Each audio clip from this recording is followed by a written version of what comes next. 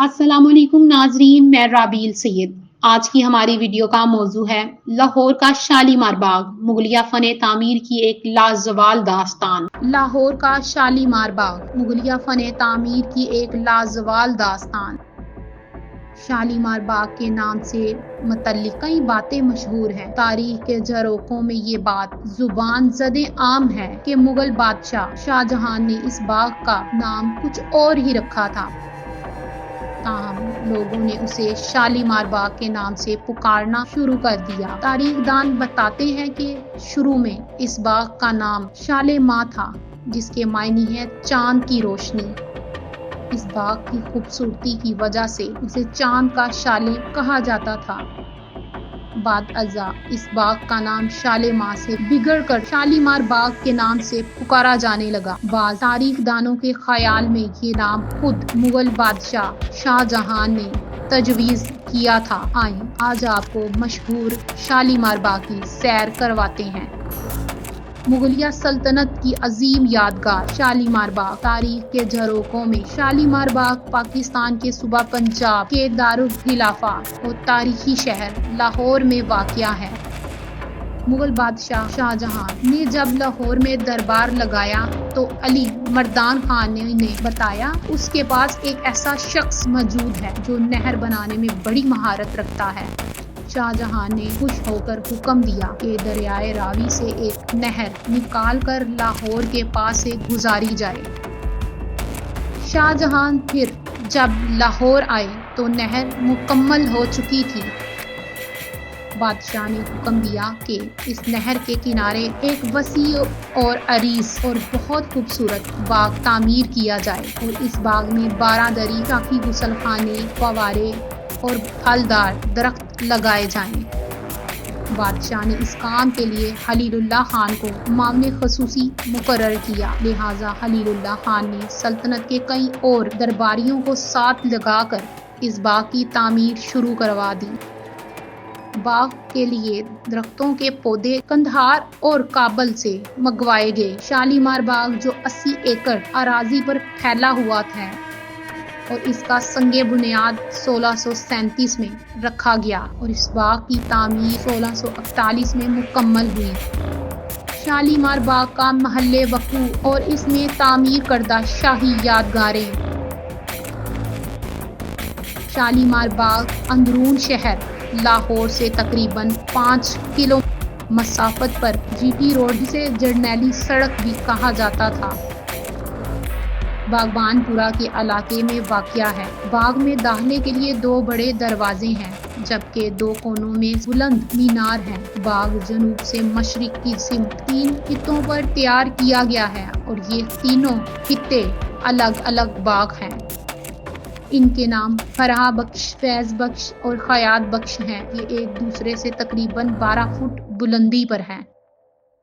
नीचे उतरने के लिए खूबसूरत सीढ़ियां बनी हुई हैं। पहले दर्जे पर 105, दूसरे दर्जे पर 152 और तीसरे दर्जे पर 153 फवारे तामीर किए गए हैं। ये फवारे बाग में मौसम गर्मा में गर्मी की शिद्दत को कम करने के लिए लगाए गए थे। इस बाग में संगे मरमर की खूबसूरत 12 दरी बनाई गई है। इस जमाने के ममारों की महारत का अंदाजा इस बात से लगाया जा सकता है कि बाग में पानी के बहाव के निजाम को आज तक पूरी तरह समझा ही नहीं जा सका। तारीखी बाग में शाही हमाम और 12 दरी मुगलिया दौर के तर्ज तामीर की अक्कास। बाग में तामीर शुदा शाही हमाम के 3 हिस्से हैं। एक हिस्से में 2 फवारे और दूसरे हिस्से में हौज था। संगे मरमर से मज़य्यन 12 दरियों में बैठकर शाही खानदान बरसात के मौसम में बारिश का नज़ारा किया करता था।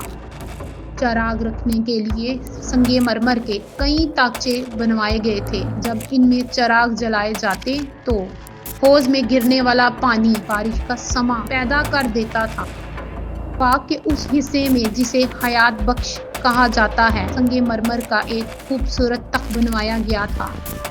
मुगल बादशाह शाहजहां इस तख्त पर बैठकर अपना दरबार लगाया करते थे। करीब ही संगे मरमर की एक आबशार बनाई गई है।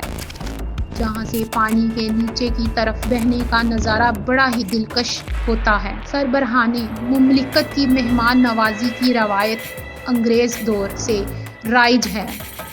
معزز مہمانوں کو شالیمار باغ میں دعوت دینے کی رسم انگریز حکومت کے زمانے میں بھی رائج رہی۔ چنانچہ 1876 میں شہنشاہ ایڈورڈ ہفتم، جو اس وقت پرنس آف ویلز یعنی ولی عہد سلطنت تھے، بڑے ساگیر کی سیاحت کے سلسلے میں لاہور آئے تو ان کے اعزاز میں پنجاب کے گورنر نے شالیمار باغ میں رات کے وقت ایک عظیم الشان دعوت کا اہتمام کیا۔